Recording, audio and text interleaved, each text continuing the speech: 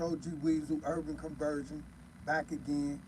Another little quick story and tapping in with my followers. If you're just now tuning in to my channel, hit that like and subscribe for me. It'd be greatly appreciated. As you know, I was sentenced to a 30-year federal prison sentence. I done 20 years on a federal prison sentence. I was released under the clemency program that Obama them had in place. And I'm here today to tell y'all federal prison stories, never to glorify the things that I'm talking about or to promote violence in any manner. I'm just telling you about federal prison stories that I went through and faced and witnessed. What's up? Who is this? Who is? What up, D? How you doing? Well, today's topic, right? I want to talk about the process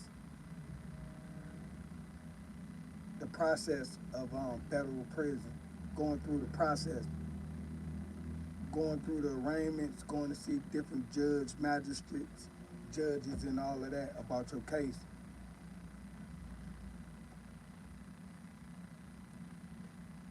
I went through 2 lawyers when I got arrested. I went through 2 lawyers. Now, this true actual shit. When I got incarcerated, I was in the county jail on this case. And I had met a guy on one of my arraignments. And you know, they'll shackle us in the county jail and take us to the Fed building. So we would be sitting in the bullpen because everybody got different circuit courts that they would go to and, you know, for whatever procedure they was going through. And with that, this guy, I think he lived in Dallas. He was a little older guy. And it was about 10, 12 of us in the bullpen. And he had said to us, he said, hey man, this is nothing personal to nobody, but I'ma just give y'all the heads up. He said,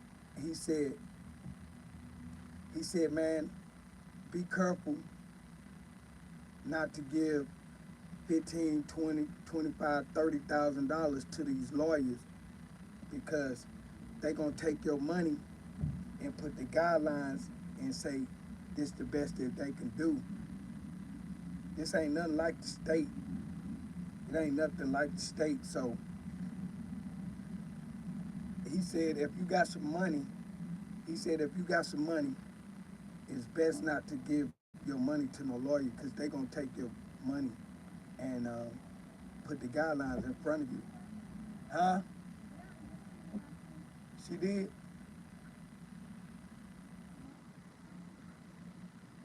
Dang, well, I guess I gotta go tomorrow. I'll take them tomorrow.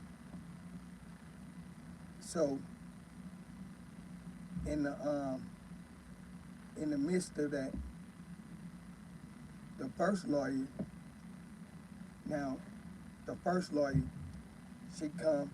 she got her investigator. They appoint me a lawyer. But the dude in the bullpen was like, man, don't get this money. He said, I just came up off 25,000. 10,000 to one lawyer, 15,000 to the next lawyer. And the first lawyer didn't do no better than the second lawyer. This ain't that. They're gonna take your money and put the guidelines in front of you. Next thing you know, you wish that you would have kept your money. So I took heed to that. Even though I had the money. And the person that I had left my money with had came to the county jail and was like, hey, cuz, what you want me to do? This, that, and the third. Because I had a lawyer out of Atlanta. They said he hated the feds and he'll fight hard and all of that. So I had this lawyer that I was about to get his money to take my case. But then when the guy told me, he said, man, don't give that money to them lawyers. Them dudes, they ain't, he said, man, the paralegals gonna file the motion. You just giving away your money. So I said, fuck that. You right. I'm gonna hold on. So my people come up there to the county jail like, you want me to call a lawyer? And I'm like, nah, fuck that. We're gonna hold off on giving the lawyer this money. So he said, oh, okay. All right. So I'm like, hold off on giving the lawyer some money. Fuck him. You know what I'm saying? Because the dude was like, man, y'all gonna get sentenced. He said, man, if y'all wanna appeal y'all case and fight y'all case, it's best to use the little legal beagles that you're gonna run into that's in the feds already. And I don't know how he knew that. He probably had already been to the feds before. He was like the dudes in the feds that's studying legal work, they reading legal work all day, learned how to file motions, and they gonna research your case better than a paralegal is, because if you get them $1,500, $2,000 to do your case, to look, review your case and file the best motion to try to get you back in court, that's money well spent, you know. And then they're gonna talk you through the motion and what it's supposed to do and the case laws, the up-to-date case laws that they use that apply to you. So I say, okay, that's cool. I say, I'm gonna go with that. So I go to the feds. Now mind you, I go to the feds. As soon as I get to the feds, I asked this older guy, I'm like, bro, because even in the county jail, motherfuckers kind of gave you the heads up of like, keep your mouth closed, don't be talking about no street shit when you use the phone, you know, make sure you, because you still, just because you sentenced to a charge, and in actuality, I got a lot of time, but you have to read the book of why my sentence was so harsh, you know, especially if they feel like you know something that's something that they know you know or think or assume that you know, they gonna use that as leverage to try to see if they can break you. But that wasn't the case for me, you know. So I said, so I get to the feds and I asked Joe here, I'm like, bro, how much money can you have on your account? He's like, bro, this the feds, you can have as much money as you want. So I'm like, it's 1,000, 1,500, 2,000 too much? He's like, nah, man, that ain't, you know, they'll send that to your people, you know. So I didn't want to have excessive amount of money and I'd be looked at like, where you know what I'm saying? You already got a drug charge. And somebody had asked me in one of my comments, what did I go for? I did 20 years on a 30-year federal sentence, and I was charged with a Schedule II narcotic, 2,000 grams. That's 2 keys of powder cocaine, and which would only carry 5 years. But they use what they call the 404B, prior bad acts, because of prior charges that I was charged with early on in my life in the state, you know, pled guilty, went to jail for it, done time for it and all of that. But the feds got what they call 404B, prior bad acts. They let the prosecution use that to say, the judge will allow them to say, uh, talk about your priors in front of the jury. You know what I'm saying? To bring it up, not go into detail about it. Like if it's a prior drug charge, they won't go into details about it that you did a no contest plea, or, well, I'm pleading guilty, but I ain't saying I'm guilty. You know what I'm saying? And it's what you call an alpha plea. You know what I'm saying? An alpha plea don't mean you just saying that, all right, I understand what the government got or the state got. I'm gonna go and plead guilty, but I ain't confessing to this crime. That's what an alpha plea is. You know what I'm saying? That's not telling on nobody.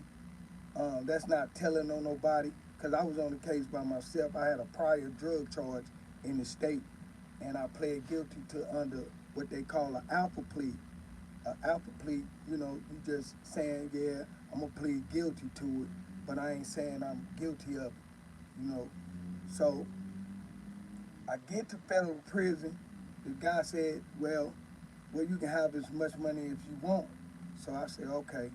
So I tried to call my people to tell my people, because in the county jail, we couldn't have no more than $100 on your account. That they cap it off at $100 every week. You can only have $100.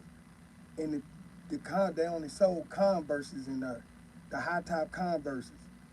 And they had a little courtyard where we could play handball. So we would burn the Converses, burn a hole in them little, in like 2 or 3 weeks.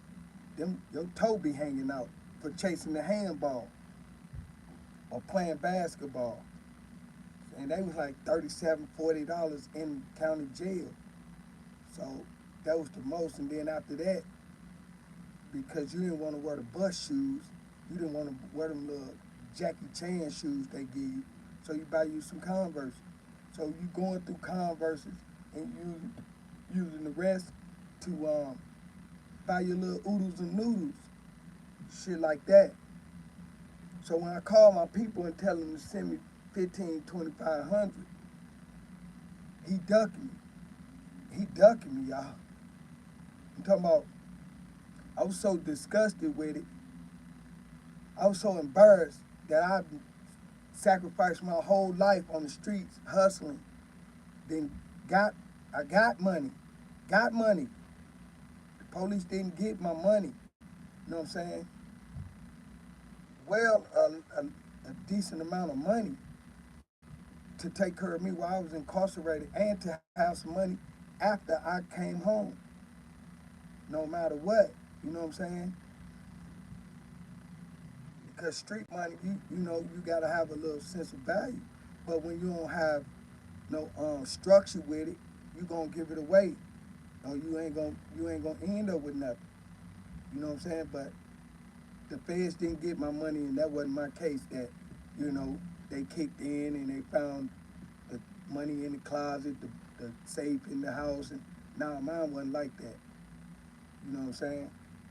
Mine wasn't like that. I was able to get away with enough money to take care of me while I was in jail. So as I'm calling my people to send me the money, uh, I had to call my mama. My mama had to send me $500. Now, I only been in the county jail right at a year, going through my case and all of that. And then, you know, I had a few little friends. They kept their little $100 on the account in the county jail. So I ain't need no money. And then my street money that I had put up, I didn't have to need no money until I got into the system. So when I got into the system and got to calling for my money, they ducked me. That was the first sign of I fucked up. You know what I'm saying? That was the first sign I fucked up. So then calling my mom for $500 to buy me some sweats, some tennis shoes, and get my little bare essential needs that I soap and deodorant and shit like that. I continued to still try to get my money to get, you know, because now I met older guys in the system that's doing legal work, they dragging legal bags every day, doing case laws, and guys were like, man, bro do legal work, man, pretty good. Then you gonna sit down with him and he gonna tell you how many people he got out of prison. Now I got him back, you know what I'm saying? I got him back in court, got him back in court. You know what I'm saying? You know, when you hear that check record, like, damn, man, filed a motion and got somebody back in court, okay.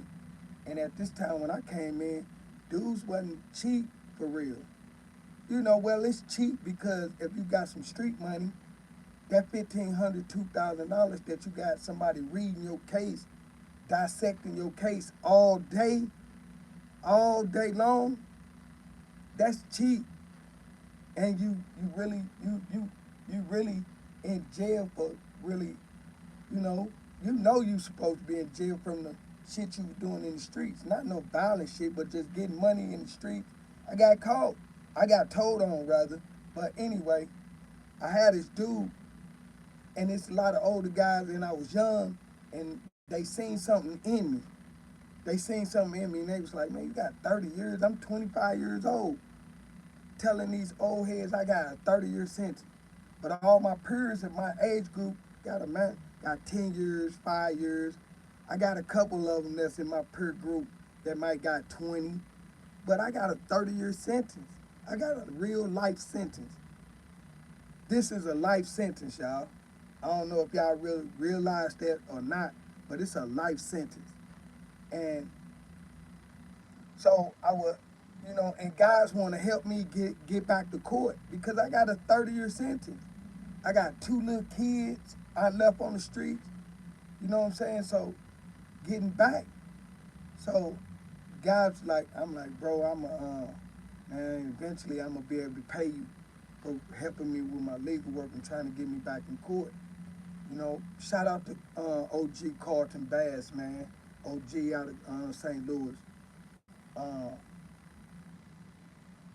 OG out of St. Louis used to take his time because me and him had a similar case, and for fucking with the mail, with the FedEx truck, you know what I'm saying, transporting. And me and him had a similar case, so he would be working on a case, and the shit was so widespread. It was news clippings that I had got sentenced to 30 years. And when I got to FCI Greenville, he actually had a case. He had my news clipping about my charge and, why I was locked up and all of that. You know what I'm saying? So he had my paperwork on me before I even got to the institution.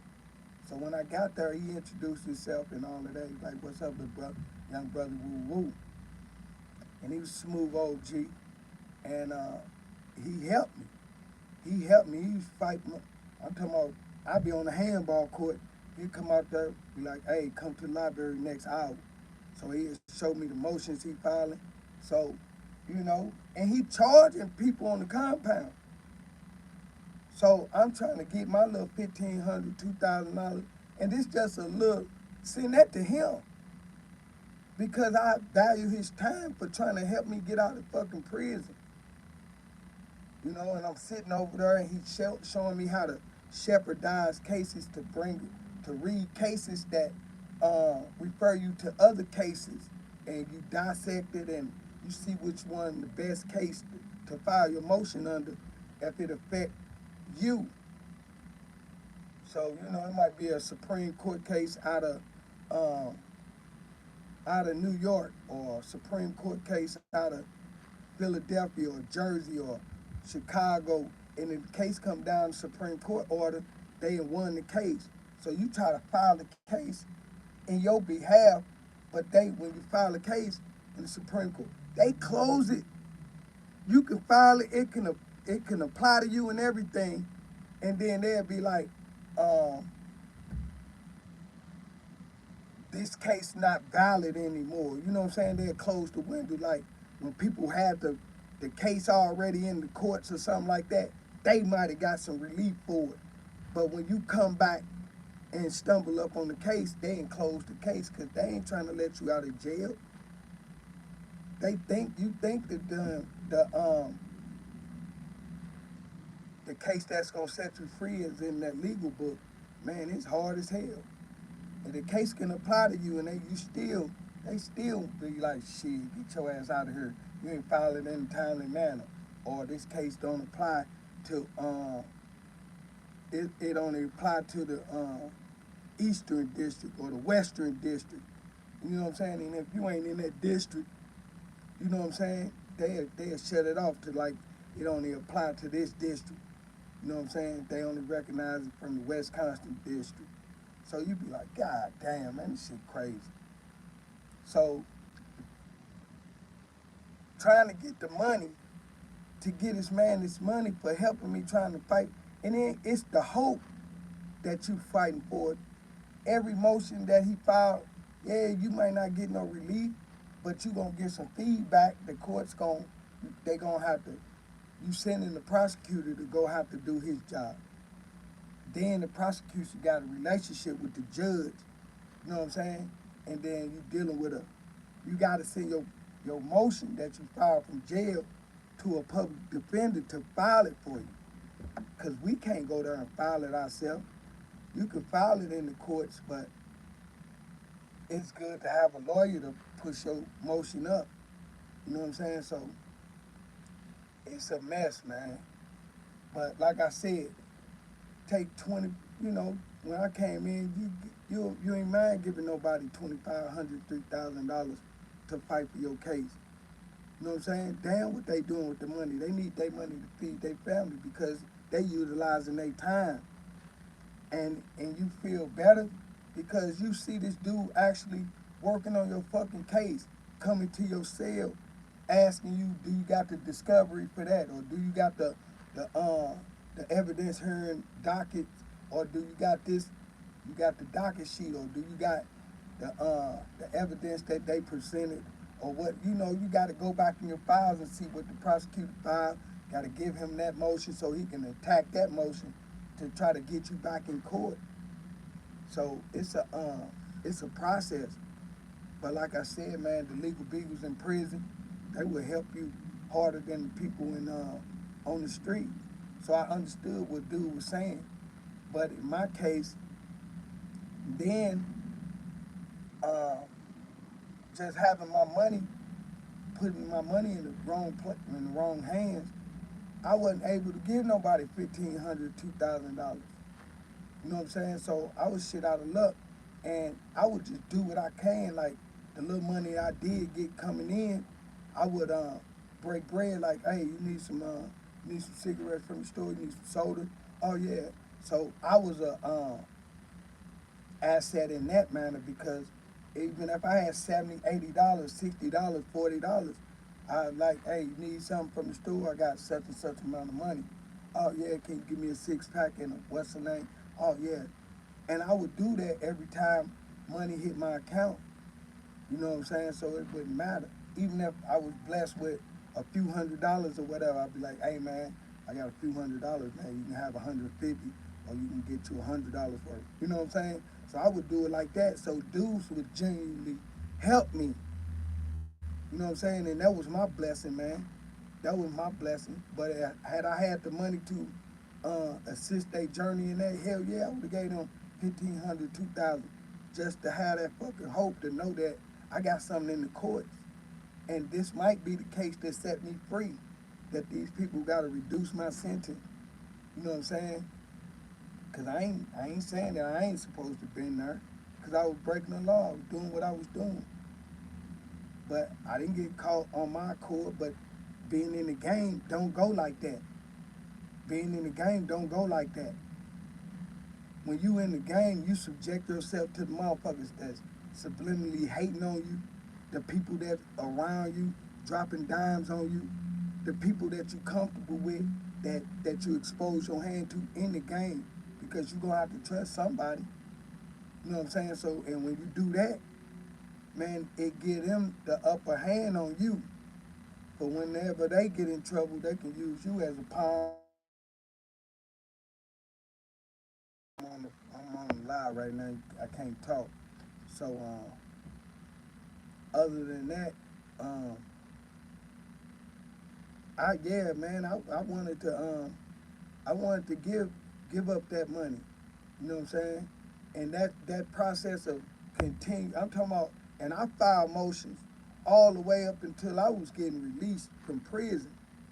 I'm talking about the last couple months, because a case had came down that one of the violent charges that they had used against me to enhance me under the 404B prior Brad Acts.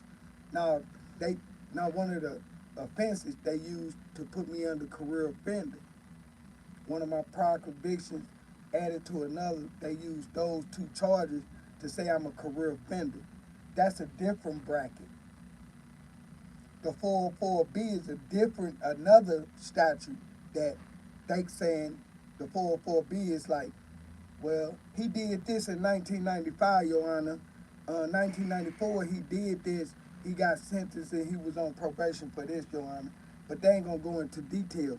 But with them tainting the jury with prior activities of the same nature, what that do? What that do? Now they doing this with offense that you already went to jail for, offense that you already served time for.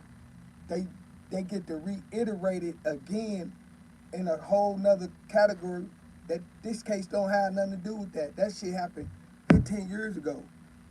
And the federal government so dirty.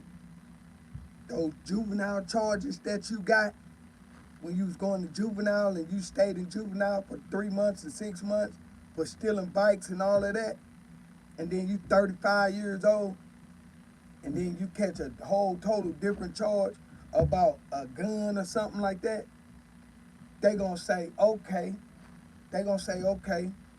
yeah, Your Honor, we filed a motion to be able to use the 404B prior bad acts on him. And then they gonna say, okay, well, we're gonna submit it, but you can object. He gonna tell your lawyer you can object to it. But what to say, Your Honor, I object after they and already tainted the fucking jewelry with it? Why bring it up? I already served the time for it. Why bring that up? Why sway they thinking to make you feel, to make them think that, oh, this is what you always done?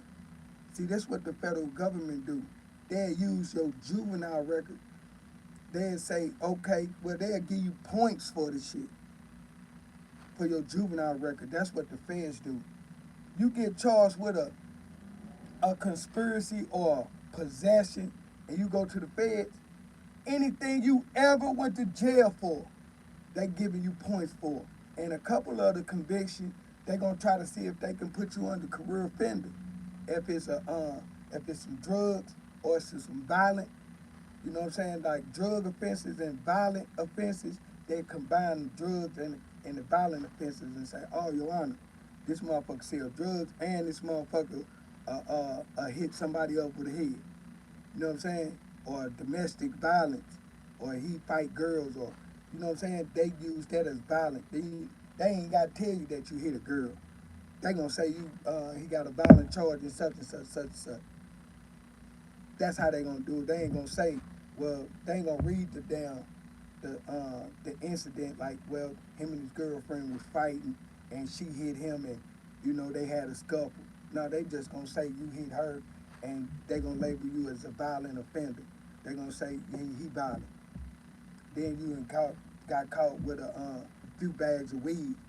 Then a few bags of weed, because they were bagged up, that mean that you had it under for distribution.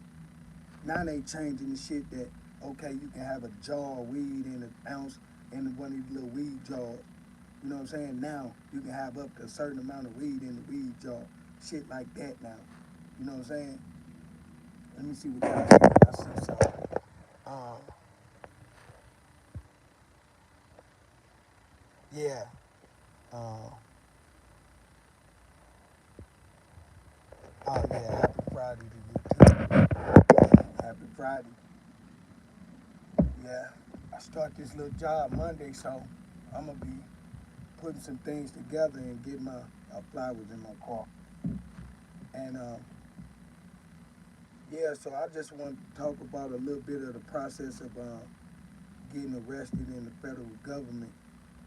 And the, the, it's some old heads, there's some guys in there that really know how to comprehend and dissect legal work to the point of that even if you got a public defender on the outside, you know, you got a dude that's been working on your case diligently for the last 3-4 months, reading your case, dissecting your case, flipping your case up and down, finding the best case law, and then that helps the public defender on the streets like, hey man, file that.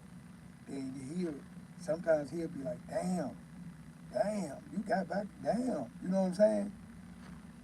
So that's just so that your docket, your number, as far as your motion get recognized in a timely manner or whatever. But hell yeah, they the, spending the money in the feds, it's a good thing, man. So first of all, I don't promote no drug dealing and none of that. So that was just one of the things I just wanted to talk to you about the process of my situation going into the Fed. I didn't get to enjoy none of my money. I didn't get to spend $300 at the store of my own street money because I put my money in the wrong hands. So I'm just bringing awareness to the younger generations that's in the game, that's doing this and doing that. Man, put that shit down. You'll get more money working for yourself or going to work and putting your money where it go. Because it ain't worth all the money in the world. And I've been around all the money in the world. Men with all the money in the world, they still want out. But some of them, you got damn fools in there that's like, shit. You know what I'm saying? It is what it is. I'm gonna conform to this jail prison life. Nah, I wasn't him. I wasn't him. I wasn't conforming to none of that jail shit. You know what I'm saying? And I kept my integrity and my morals and my values intact the whole time. You know, so yeah, my cousin left him with some money, a lot of money, and he blew my money with his family. You know what I'm saying? The house I had bought from him, he had resold it. I bought the house he was living in and told him to take some of this money and go get you another spot. I'm gonna take this one. And I was trying to put my baby mom in that house just to have some shelter for her, but she didn't want to live in the area where the house was at.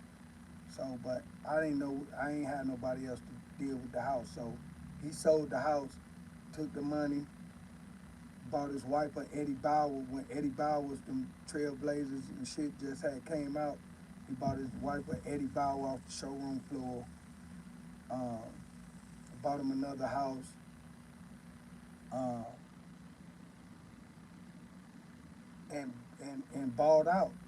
You know what I'm saying? Balled out. And when I came home, he was dead broke. Didn't have nothing. Talking about how he buried $20,000 or $30,000 and the money went bad and all of this shit, and he had to salvage the rest of it. But that ain't mean shit to me. You know what I'm saying? I ain't getting none of it. I ain't even getting none of the old shit. But it's lesson learned.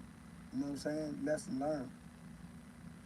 Real lesson learned. So, and that's why I'm on investing. You know what I'm saying? So, and I ain't going back to jail. So, that's a wrap. I ain't going back to jail for nobody. And I ain't putting myself in position to go back to jail. You know, not at all, not at one bit. And so I tell these prison stories, man, to let you know what you're gonna have to face when you're going into federal prison.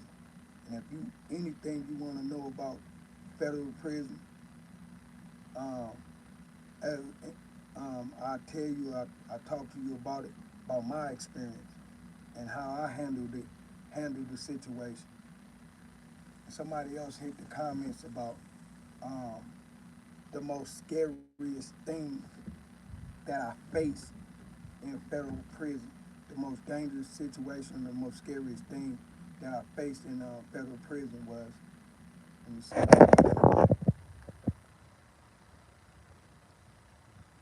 Yeah, he done that. You know what I'm saying? But it wasn't no different than my cousin telling on me. You know what I'm saying? My cousin the one put the police on me. It took me 12 years in prison to figure it out that it was him. 12 years in prison. I laid in prison for 12 years trying to figure out who was the one that told on me. And I ain't put it together till after 12 years in federal prison. So that's in the same category with me leaving my other cousin with the finance. So everything from here on out is investments. You know, saying legit investments. So, like I said, you see, I'm in my cargo van. I could take this seat out and I could haul stuff, but I ain't jumping. I ain't doing no small deliveries right now. That ain't just what I want to do.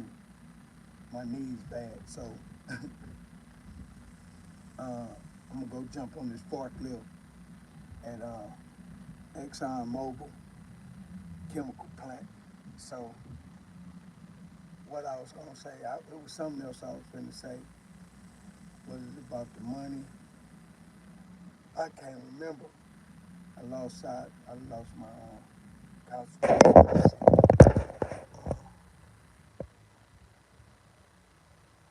I know. Yeah. Thank you. Thank you. For real, we gonna blow up. We gonna blow up. For real. I'm a different. I don't know. I don't know how they do it. I don't know how they do it. How other people deal with their followers and stuff like that. But I know I'm on course with what I'm doing. And I ain't coming on YouTube asking nobody for no money. YouTube gonna pay me. YouTube gonna pay me. And if I got something to sell, which Chasing Me, the book series, y'all invest in, check the book series out and just follow me through the book series. Man, I guarantee you, you're gonna probably cry. You're gonna be happy. You're gonna laugh. You're gonna be in suspense. You're gonna be everything. And it's my real, I'm giving it up. It's really my real life and my crew that I came up with. You know what I'm saying? I'm gonna really take you through the life and the real life of OG Weezy, my younger years. And I had a very strong impact on a lot of people. So uh, I'm excited about it. So I'm gonna do that in August. I'm gonna do the book release in August, and I'm gonna go from there. I'm gonna go from there. You know, them executives probably be giving me a call after they read about the third, fourth series. Like, oh, this motherfucker owning something. Yeah, I know I am, but that's the live the I live the I live the life. I live the life. You know what I'm saying? Anything out of the city of St. Louis, Missouri, the flyest cars, the designer clothes, the jewelry made, uh, and having a reputation of not being no chump in the street, just well respected all around. And I'm gonna bring it to life. I'm gonna relive it. I ain't gonna wait till after I'm gone for somebody to tell my story. Ain't nobody gonna tell my story. Oh yeah, he was a cool, this, that, and the third. I miss him and all of that. This this this book, which gonna turn into a little movie and all of that. But I'm gonna tell my story.